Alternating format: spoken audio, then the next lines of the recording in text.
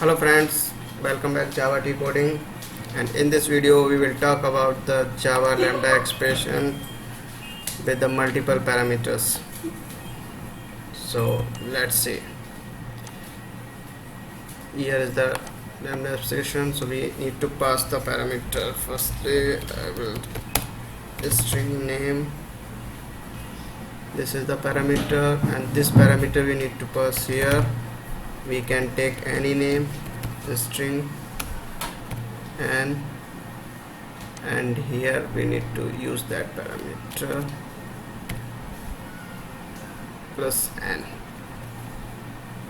and here we need to pass the value of that parameter. Right, now let's run this.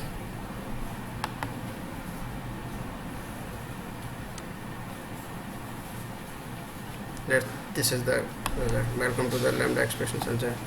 So here this is the parameter, we are providing the single parameter, and this is the Lambda expression, and here we are returning the string, and we are taking this parameter and returning the same, and here we are calling the person p dot say, and this is the string type. We need to provide the parameter.